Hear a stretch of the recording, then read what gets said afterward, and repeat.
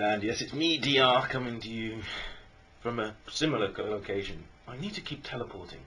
First off, I want to say one thing. Richard, that video was awesome, dude. I'm going to post this as a response. That video was absolutely awesome. I will have to say, I was really offended by something. Where's the throw, man? Where's the throw? Seeing Coughlin in a throw would have made my day. That would have just topped it all off. That would have been like the cherry on the ice cream. That would have been so good. Chocolate ice cream, obviously. And a big, like, chocolate cherry.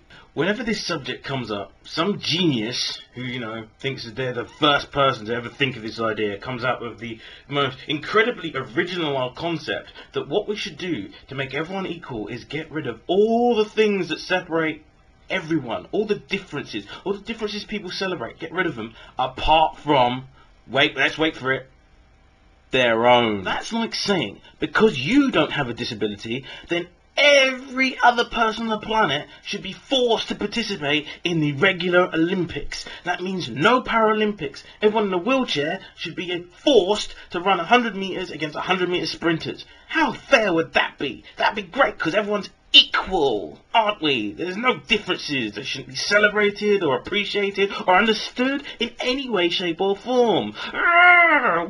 Let's expand this idea to one of my personal favorite things ever. Ice cream. What these people are actually saying is, all these different ice creams make it really confusing for me because I can't really appreciate other flavors of ice cream. So let's just have vanilla. So let's get rid of chocolate, tutti frutti, strawberry, you know, cookies and cream. And by the way, if anyone wants to buy me any ice cream when they see me, by all means. But that's the point. The point here is let's get rid of all these flavors of ice cream. How freaking stupid is that? The reason there is different flavors of ice cream is because people like different things. They don't necessarily like the same thing on every given occasion. No one wants to eat ice cream, vanilla ice cream all the freaking time. They want to try different things. They want to say, ooh, let me try a bit like, oh, that's strawberry. Let me try some chocolate. Ooh, let me try some vanilla with bits in it. That's the point. That's why we celebrate difference, because that's unity. Unity undefined, the big banner of understanding. Understanding unifies, not freaking melting hot pots. Understanding different people's cultures and the difference unifies. Why don't people get that in their heads? Actually, I misquoted. Because people like this aren't actually saying unity. They're not saying unity and create a melting pot. They're saying, you become like me, because I can't understand you. I haven't actually got the mental capacity to understand different cultures, so just be exactly like me. I have never, ever, in my entire existence heard one of these people saying, let's get rid of St. Patrick's Day, because, you know, that's really isolationist. It's always a brown holiday. Why is it always a brown holiday? Man, I'm not Irish, but I can celebrate St. Patrick's Day. You don't have to be brown to celebrate Martin Luther King Day or any Black History Month. You don't have to be brown. You don't even have to be brown to watch BET. To be quite honest, I'm brown. I don't even watch BET. The reason why most of these groups start up is because there's some kind of common bond that isn't shown in somewhere else. It's like me. I've got my friends. We go out, we hang out. I'm not integrating the whole planet into my friendship group. The point and the strength about things like that, and understanding different people's cultures, not integrating people into one big melting hot pot. It doesn't work. Take London. Take London, for example. The reason why London works into one stream or another is there are separate individual parts, which makes up the whole. You're forced to integrate into that because each individual place has its individual culture. You go there and you see things and you experience new cultures. You can see it. It's there. At the same point, you have integration of language to a certain degree. It's there. It's not the best thing, but it works. One of the quickest ways of integrating societies is to create financial freaking dependence. For example, USA and China. USA, China. USA don't like communism. China just doesn't like the USA. But they're financially and economically dependent on each other. So thus, there will never be a conflict between the two. Do you get where I'm going with this? Do you get where I'm going with this? Put this down into, say, the ghettos, for example. So, ghetto, what is the problem? Poverty. What happens? Poor people are more likely to have to steal something to gain money. That's just the way it is. When you're poor, when you have a deficiency in something, a lack of something, you might actually resort to breaking the laws of the land to gain a surplus in that same thing. Hello? Is it too much? Is it too much? Can you take it? Can you understand? Can you understand? People understand that. The differences are to be celebrated. The differences of people are great. Jeez. This whole race thing always makes me get really angry, really frustrated, because it comes from a point of ignorance. No, why don't we all just be one big happy family? Like that's worked in any part of our history, in any part of our culture. Why do you think we have different countries? Do you think they all integrated in one big hodgepodge? Freaking America has different states. Why doesn't America just all integrate, have no states? Why not? Why not just Californians be exactly the same as Texans and have no social identity of their own to hold on to? Why not? It might not make any sense to anyone, but it makes sense to me. People need their social identity. They need that. They need that part of them.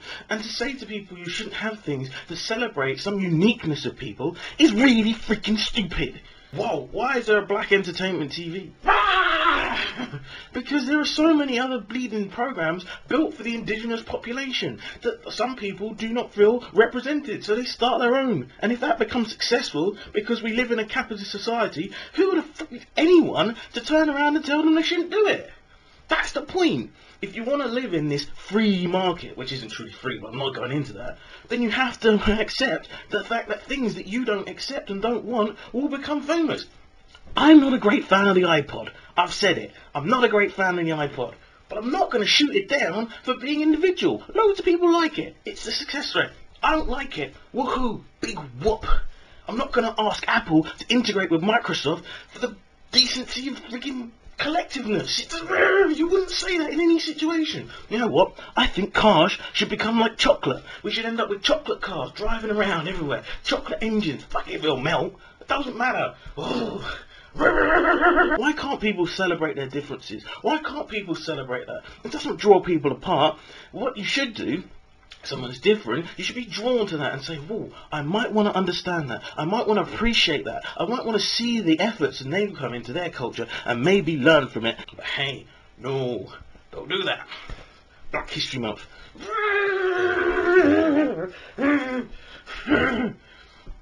Okay. For anyone who doesn't like the idea of the Black History Month, think about how much Black history you didn't know about before Black History Month. I mean, what did you know about? Martin Luther King, a woman on a bus, people getting hosed. You pretty much knew about the same thing I've been avoiding. We pretty much knew that subject, but there ain't really much else you knew. What else do you know? No, you might know about Africa. You might know that it's a continent. You might know that, but you might think it's a country.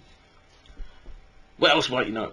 That's about it. Might know about some Aborigines, you know, a few people over there, but you might not know anything else. But now you do, see? That's the beauty of the month. You have been informed. You have been told. You have been told things, beautiful things, wonderful things, and now you know. Woohoo! Oh no! I have learned! That's like kryptonite to ignorant people.